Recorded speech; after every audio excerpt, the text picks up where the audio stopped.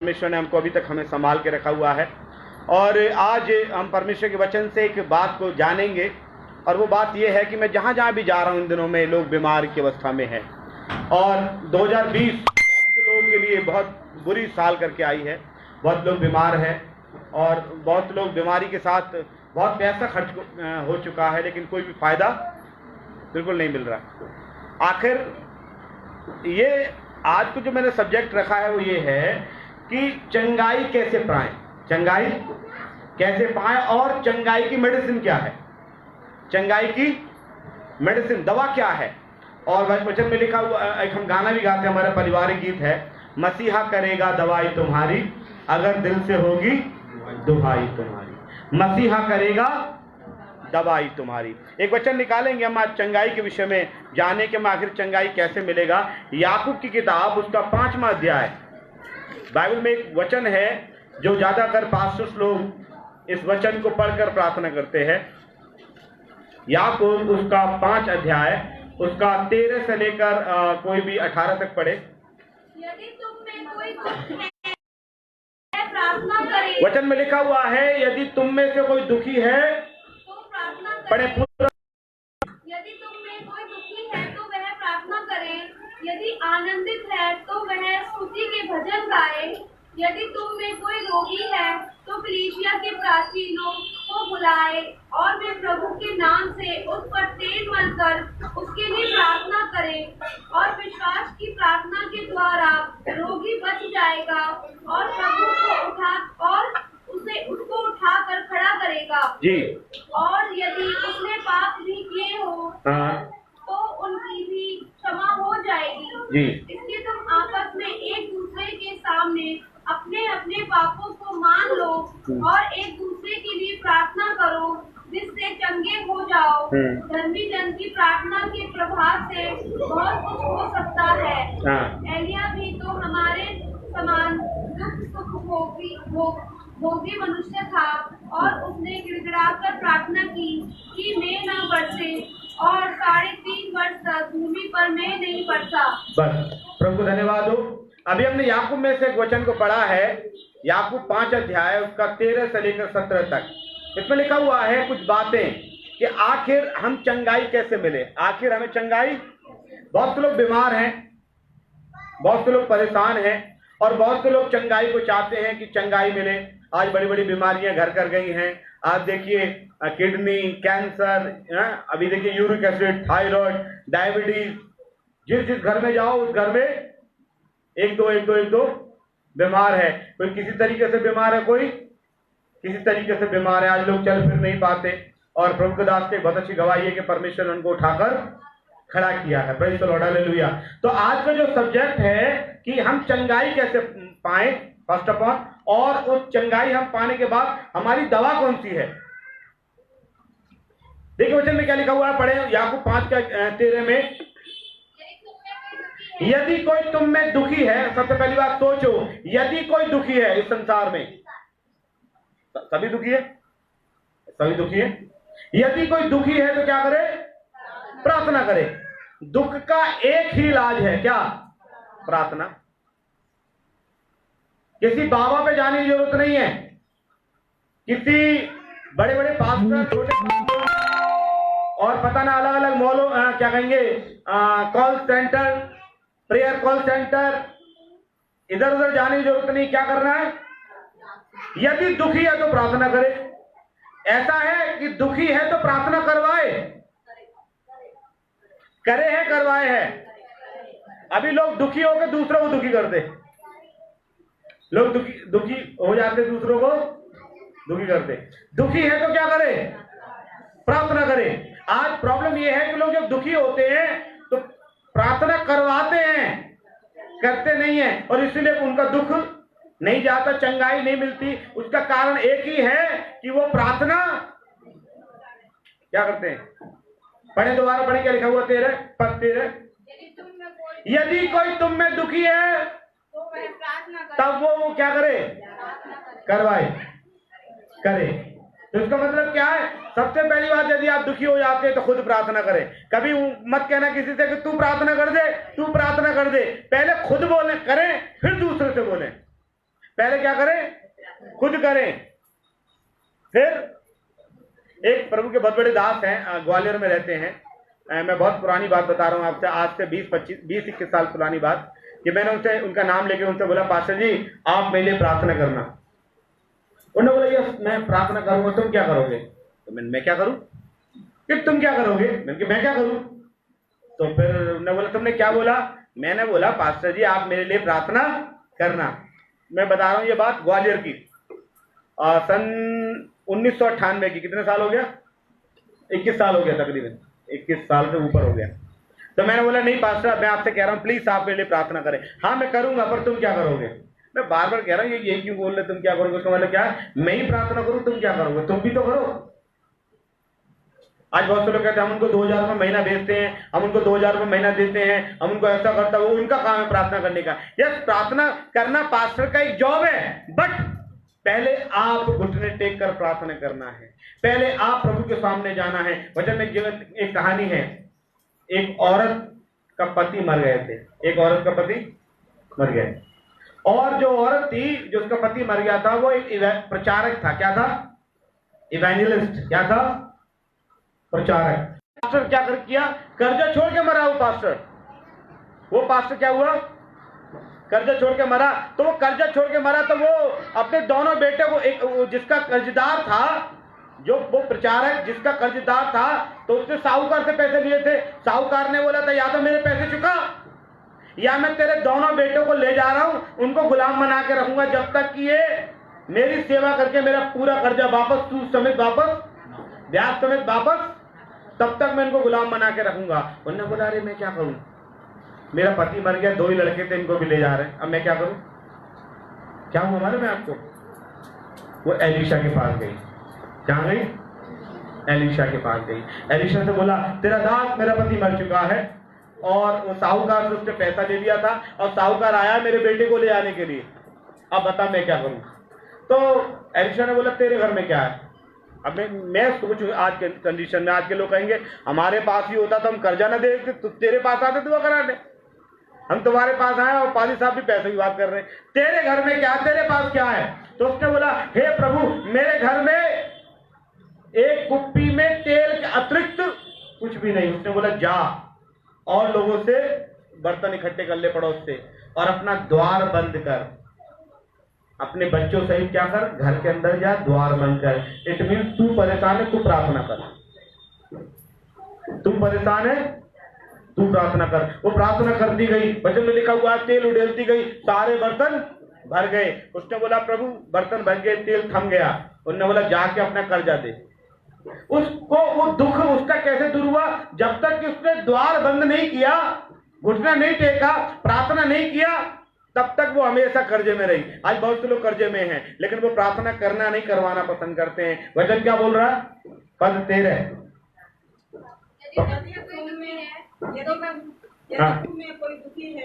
यदि कोई तुम में दुखी है तो वो प्रार्थना करे, यदि आनंदित है तो स्तुति के भजन गाए।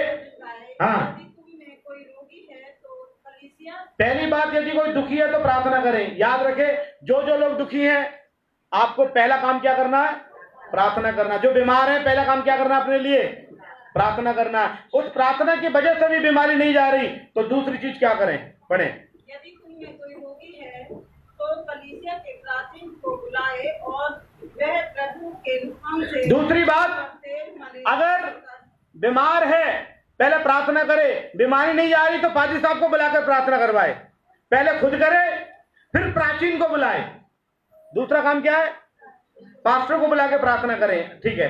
तीसरा काम, आज इसमें क्या लिखा हुआ है? यदि तुम में से कोई बीमार है, ठीक है, तो तेल मलकर प्रार्थना करें। तो आजकल बहुत से लोगों ने, पादरियों ने तेल की फैक्ट्री खोल ली है, दे दनादन तेल, चंगाई तेल से। नहीं, ऐसा कुछ नहीं है। आगे बढ़े। और वह प्रभु के नाम से उस पर तेल मलकर उसके लिए प्रार्थना करे। हाँ। और विश्वासी। तीसरी चीज, पहला खुद प्रार्थना करे, दूसरा पास्टर से कराए, तीसरा लिखा हुआ है विश्वास की प्रार्थना के द्वारा रोगी बच जाएगा। रोगी कैसे बचेगा? पहला काम क्या करे? खुद प्रार्थना करे। दूसरा काम क्या करे? पास्टर से प्रार्थना कराए। तीसरा काम क्या करे? विश्वास के साथ फिर खुद प्रार्थना करे।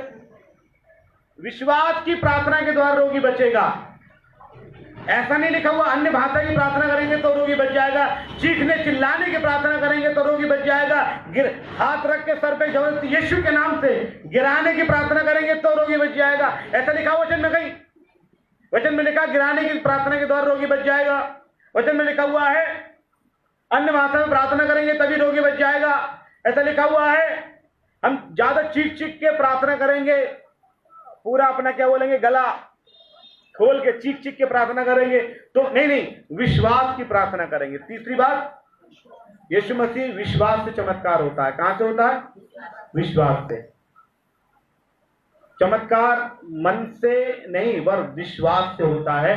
तीसरी चीज है विश्वास करें, विश्वास की प्रार्थना के द्वारा रोगी बच जाएगा। चौथी चीज, फिर भी नहीं ठीक हो रहा, इसका मतलब खुद प्रार्थना की ठीक नहीं हुआ, पादरी को बुलाया प्रार्थना की ठीक नहीं हुआ, इसका मतलब विश्वास रख के प्रार्थना की तब भी ठीक नहीं हुआ, फिर क्या गड़बड़ी है? फिर चौथी चीज देखें, और प्रभु उसको उठाकर खड़ा करेगा। वचन में लिखा हुआ है कि पहला खुद प्रार्थना करे, दूसरा पास्टर को बुलाकर प्रार्थना करे, तीसरा विश्वास के साथ प्रार्थना करे, फिर भी चंगाई नहीं मिल रही तो फिर आगे उसको जल्दी से पढ़े। और यदि उसने पाप भी किए हो, लिखा हुआ है यदि उसने पाप किए हो तो उनकी भी क्षमा। इसका मतलब चौथी चीज हमारी चंगाई में रुकावट है हमारे पाप। अभी के पाप नहीं तो पुराने पाप, अभी के पाप नहीं तो, और पाप के साथ साथ एक चीज और मैं आपको उस पर जोड़ना चाहता हूं, वो है श्राप। वो क्या है?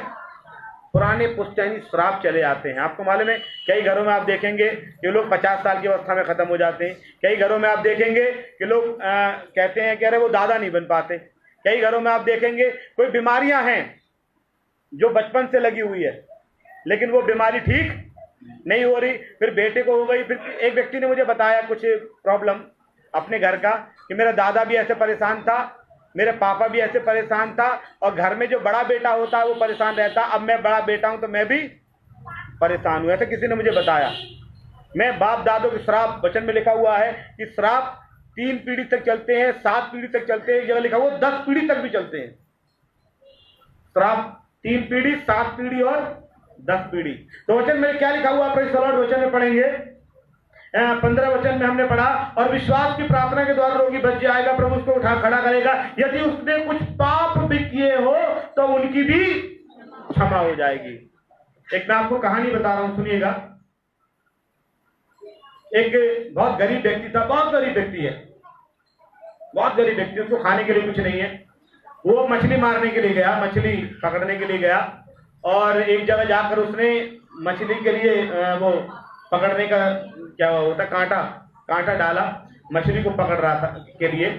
तो उसने 1 नहीं 2 नहीं 3 4 मछली इकट्ठी कर ली, 4 मछली इकट्ठी कर ली, और 4 मछली इकट्ठी करके उसने बोला अब मैं खाऊंगा, मेरे बच्चे खाएंगे, कोई घर में खाने के लिए इसी को भून के खाकर गुजारा चलाएंगे। वो मछली खाने वाला व्यक्ति था। एक तंदुरुस्त व्यक्ति जा रहा था उस रास्ते से, और जब वो तंदुरुस्त व्यक्ति उस रास्ते से जा रहा था तो क्या हुआ, उसने देखा बे इस पे तो बड़ी अच्छी खासी मछलियां। उसने वो मछली का जो थैला सा था जिसमें वो टोकरी सी थी वो छीनी उससे, लावे तू खाएगा, ला हम खाएंगे, छीनने लगा। उन्होंने बोला नहीं बाबूजी मेरे घर में कुछ नहीं है इसके खाने के अलावा, दे दो। उसने ताकत से उसको छीन ली, और छीनी तो मछली जिंदा थी, तो उसका मछली ने अंगूठा काट लिया। किसका? जो ताकतवर व्यक्ति था। उनने बोला थोड़ा सा खून निकल रहा, उनने पट्टी सट्टी सी करके चला गया, मछली खा ली। उस व्यक्ति ने कुछ नहीं, जब उसने उसकी मछली छीन के चले गए तो उस व्यक्ति ने ऊपर की तरफ देखा और फिर मछली पकड़ने लग गया। वो तंदुरुस्त व्यक्ति घर लेके चला गया, ताकतवर व्यक्ति है, जब घर लेके गया तो क्योंकि उस मछली को बनाया खाया, और क्योंकि उसके अंगूठे को मछली ने काट लिया था तो इन्फेक्शन हो गया। वो जर्रा के पास गया, पट्टी बंधवाई। उन्होंने बोला आपका अंगूठा बहुत नीला पड़ गया है, कहीं ऐसा ना हो कि नील जो गैंग्रीन है वो पूरे हाथ में आ जाए, क्या करो अंगूठा कटवा दो। ने एक अंगूठा कटवा दिया। फिर कुछ दिनों के बाद फिर उसके हाथ में परेशानी बढ़ने लगी, 2 उंगलियों में आ गई। उन्होंने बोला कहीं ऐसा ना हो कि जहर और फैल जाए, 2 उंगली भी कटवा दो। उसने 2 उंगली भी, फिर यहां तक कटा हाथ, फिर यहां तक कटा हाथ, कटते कटते पूरा इधर आ गया। अब आ गया, उन्होंने बोला फिर जहर फैलता गया, यहां तक आ गया। कहां तक आ गया? बिल्कुल लास्ट में निकालने के लिए। तो डॉक्टर ने बोला अंगूठे से शुरू हुआ, ये हुआ कैसे? अरे कि मैं मछली एक व्यक्ति ने मार के रखी थी, बड़ा कमजोर सा था, मरियल सा, मैं छीन के ले आया और मछली ने काट लिया, इसकी वजह से मेरा इन्फेक्शन फैलता गया। वो जहरीली मछली थी और यहाँ तक फैल गया, और कि कहीं अभी तो यहाँ तक ही आया, कहीं ऐसा ना हो कि तेरे पूरे शरीर में। उस आदमी के पास जा, हो सकता है उसने कोसा मसोसा दिया हो सकता है उसने श्राप दिया हो सकता है कुछ ऐसा कहा हो जिसकी तंत्र मंत्र कुछ ना कुछ ऐसा बोला हो जिसका श्राप तेरे ऊपर। वो दौड़ के उस आदमी को ढूंढता रहा, वो आदमी मिल गया। उन्होंने बोला भैया तेरे हाथ जोड़ रहा हूँ, तेरे पैर छू रहा हूँ, तूने अगर तुम मेरे लिए कोसा मसोसा दिया हो या कुछ मेरे लिए कुछ भला बुरा कहा हो या कुछ और मेरे लिए गलत कहा हो तो कृपया क्या करके मुझे माफ कर दे। तो उसने बोला कि नहीं, मैं तो तुमसे कुछ नहीं कहा। कि नहीं, कुछ तो तूने कहा है। किसी डॉक्टर ने बोला है कि अगर इतना इलाज करने के बावजूद, इतना पैसा लगाने के बावजूद ठीक नहीं हो रहा तो कुछ ना कुछ गड़बड़ है। तो उसने बोला तूने किया क्या, ये बता मुझे।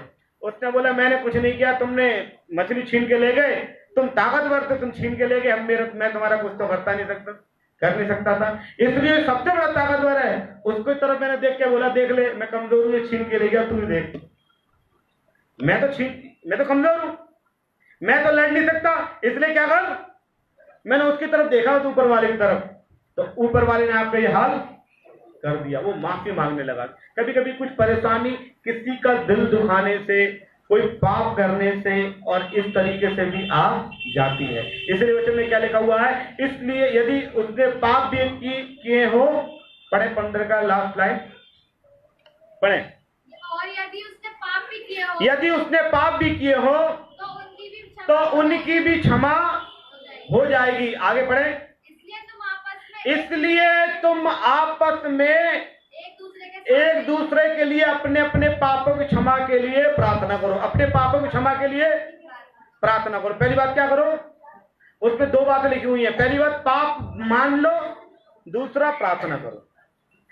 चंगाई के लिए मैं दोबारा रिपीट कराना चाहता हूं, चंगाई के लिए क्या करो, पहले प्रार्थना करे, फिर पास्टर को बुलाए, फिर विश्वास की प्रार्थना करे, फिर पापों की क्षमा मांगे, और एक दूसरे के से भी अगर कोई पाप किया हो तो आपका कोई खास हो उसको बता सकते हैं कि देखो मैंने पाप किया है और मैं आपके सामने इस पाप को मान लेता हूं और इसलिए आप भी मेरे लिए प्रार्थना करो और मैं भी प्रार्थना करूंगा। आगे क्या लिखा हुआ पढ़े उसको, लिखा हुआ है इसलिए तुम आपस में एक दूसरे के सामने अपने अपने पापों को मान लो और एक दूसरे के लिए प्रार्थना करो जिससे चंगे हो जाओ। जिससे चंगाई के लिए कितना क्या करना पड़ेगा, चंगाई के लिए रिपीट करें, क्या क्या करना पड़ेगा, पहले प्रार्थना करना, दूसरा प्राचीन को बुलाना है, तीसरा विश्वास करना है, चौथा अपने पापों की क्षमा मांगनी है, पांचवा अपने पापों को मान लेना है, और छठा क्या है लिखा हुआ है, और लिखा हुआ है अपने पापों को मान लो और एक दूसरे के लिए, फिर एक दूसरे के लिए प्रार्थना करना है। कभी कभी क्या था, हमने तो पाप मान लिए, अब तो क्यों है, वचन में लिखा हुआ अय्यूब के बारे में कि अय्यूब की जिंदगी में परेशानी हुई, इतनी परेशानी हुई, उसका सब कुछ बर्बाद हो गया, उसके शरीर में फोड़े हो गए, वो बहुत बर्बादी के कगार पे चला गया, और रोज अपने पापों की क्षमा भी मांगता था। वो विश्वासी भी था, क्षमा भी मांगता था, है सब कुछ उसने किया, पर एक काम उसने नहीं किया, वो लास्ट में उसे करना पड़ा। अय्यूब 42 का 10 में लिखा हुआ है, उसने अपने दोस्तों के लिए दुआ करी, तब उसका दुख दूर हुआ। छठा काम, एक काम करना क्या है, दूसरे लोगों के लिए भी प्रार्थना। आप खुद बीमार है, प्रभु जी प्रार्थना करना चाहते हैं, हम उसको चंगाई कर दे, उसको कैंसर है, उसको किडनी पे प्रॉब्लम है, उसको डायबिटीज है, उसको दैट आप प्रार्थना कर सकते हैं। प्रभु कहता देखो जो खुद बीमार है दूसरों के लिए प्रार्थना कर रहा है। तो वचन में क्या छठी बात क्या थी, दूसरों के लिए प्रार्थना करें, ठीक है, प्रेज़ द लॉर्ड। और आगे पढ़ेंगे 17। एलिया भी तो हमारे समान दुख सुख का भोगी मनुष्य था जी, और उसने गिड़गिड़ाकर प्रार्थना की कि मेघ ना बरसे। अब यहाँ पे इसका मतलब क्या है मालूम है, लोग उस जमाने में एलिया को बहुत बड़ा मानते थे, एलिया जो बोलता था वो हो जाता था।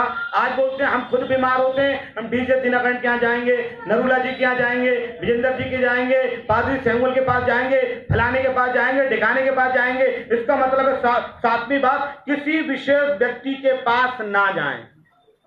फिर लौट के वही आ जाता है, खुद प्रार्थना करें किसी विशेष व्यक्ति के प्राप्त। और आपको मालूम है, दवा आपको बताऊं, ये तो मैंने आपको बताया इलाज कि कैसे कैसे ठीक होगा, फिर दोबारा रिपीट नहीं कराना चाहता, आपको बहुत बता चुका हूं कि इन 7 बातों को करने के बाद 8वां इलाज में आपको दवाई बता रहा हूं। दवाई क्या है?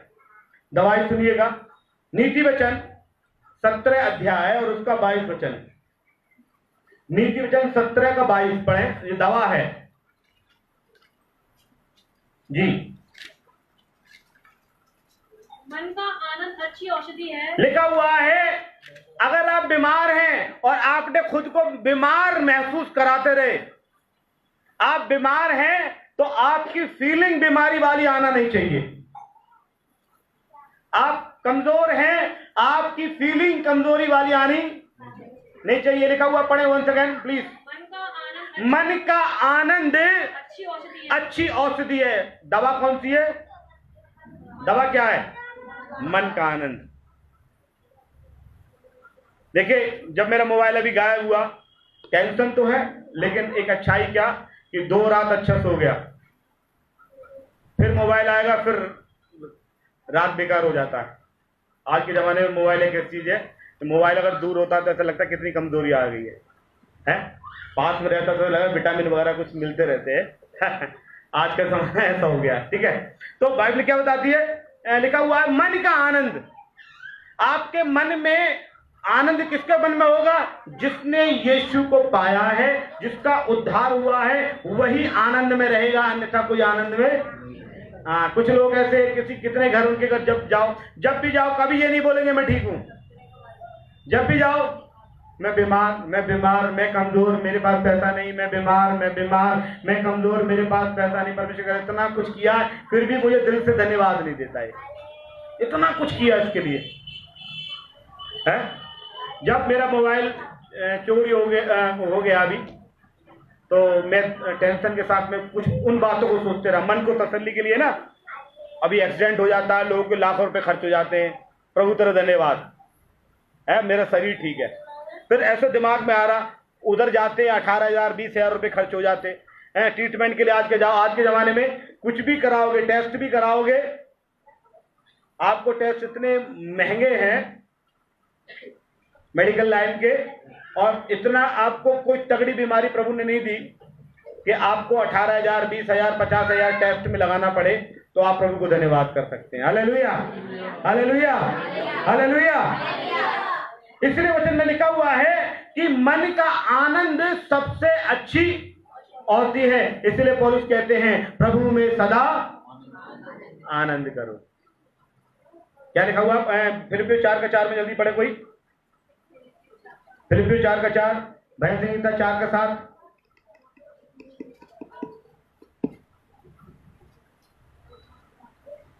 फिलिपियों 4:4, भजन संहिता 4:7। प्रभु में सदा आनंदित। मेरी औषधि क्या है? मेरी मेडिसिन क्या है? कि मैं आनंदित हूं। अगर उसको टेंशन लेके बैठ गया तो जल्दी जाऊंगा।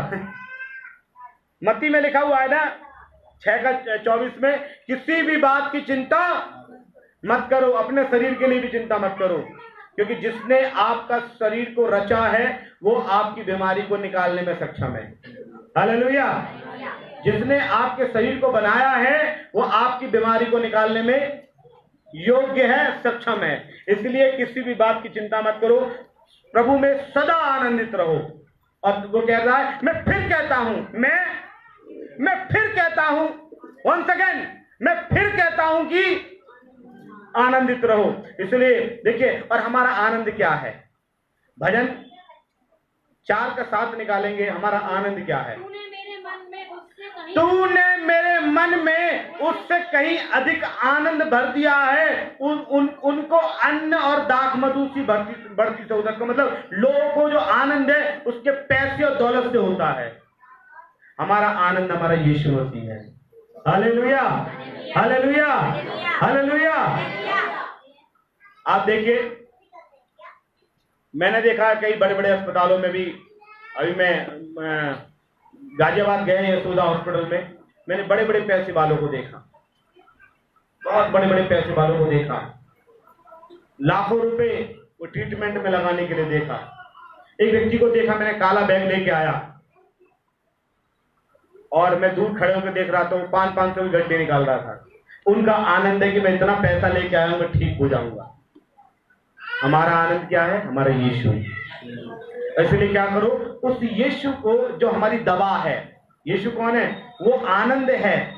और वचन में क्या लिखा हुआ? मन का आनंद अच्छी औषधि है। मन संतुष्ट है तो उससे अच्छा दवा कोई नहीं है। दवा कौन सी है? मन की संतुष्टि, दैट्स वेरी गुड मेडिसिन है। कितनी अच्छी मेडिसिन क्या है? मन की औषधि। आपको वचन में लिखा हुआ मन की औषधि है, बड़ा आनंद है।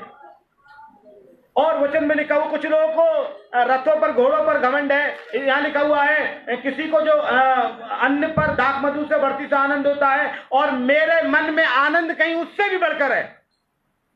हालेलुया। ये शरीर चला जाएगा कोई बात नहीं, लेकिन आपको उद्धार मिलने वाला है। हालेलुया। आप ऐसा नहीं होने वाला कि आने वाले दिनों में आने वाले महीने में क्या होने वाला है, तो सबको मृत्यु वो भोजन खिलाएंगे, मरे हुए को कौवा खा के चले जाएगा है। हम कोई गधा घोड़ा मरने वाले, अगर हम मर भी जाए शरीर में तो प्रभु के नाम की महिमा करते हुए मरना चाहते हैं। Hallelujah, hallelujah, hallelujah. ऐसा समय आने वाला है मेरे प्रियो। देखिए, जब मैंने आपसे बोला कि कुछ कागज लेने की बात आई, मैंने बोला ऐसा समय आएगा सताओ के लिए, और सताओ छुप नहीं सकते अपने आप को। बचाने वाला चलाने वाला हमारा खुदा है। हालेलुया। भजन संहिता 1 का 2 पढ़े। जो आनंद क्या है? वो आनंद है परमेश्वर की व्यवस्था। हाँ पढ़े। लिखा हुआ है जो बीमार व्यक्ति के लिए क्या आनंद क्या है? यीशु मसीह उद्धार का आनंद। और वो तो यहोवा की व्यवस्था से प्रसन्न रहता है और उसी पर रात दिन ध्यान करता रहता है। यहोवा पर ध्यान करो, यीशु पर ध्यान करो, उसके कलवरी क्रूस पर ध्यान करो, उसके कोड़े खाए जाने पर ध्यान करो, और वही आपकी मेडिसिन है और कोई मेडिसिन नहीं है। मेडिसिन क्या है आपकी? मेडिसिन क्या है? मेडिसिन है परमेश्वर की व्यवस्था पर ध्यान करो, यीशु पर ध्यान करो, कलवरी पर ध्यान करो। मन की औषधि ही आपकी मेडिसिन है। Praise the lord. भजन संहिता 56 का 3 और पढ़ेंगे। हालेलुया। जिस समय मुझे डर लगेगा, लिखा हुआ है जिस समय मुझे डर लगेगा मैं तुझ पर भरोसा रखूंगा। मैं किस पर भरोसा रखूंगा? तुझ पर भरोसा रखूंगा। आपको डर लगेगा, आप किस पर भरोसा रखेंगे मुझे नहीं मालूम, लेकिन दाऊद राजा कह रहा प्रभु मेरे पास मेडिसिन क्या है? यीशु है। मेरे पास ये मेडिसिन क्या है? यहोवा परमेश्वर है। लिखा हुआ है कि मैं तुझ पर भरोसा रखूंगा। तो प्रभु को धन्यवाद हो। जब आप इन व्यवस्था की जो मैं आज बताया था याकूब के अनुसार, इन 7 बातों को मानेंगे, आपको चंगाई मिलेगी। और आपने के मन में ठान लिया कि यीशु ही मेरी मेडिसिन है, समझ लो आप चंगे हो गए। आप जब इन वचनों का पालन करेंगे, निश्चित परमेश्वर आपको चंगाई देगा। प्रभु इन वचनों के द्वारा आपको आशीष करे। जय मसीह।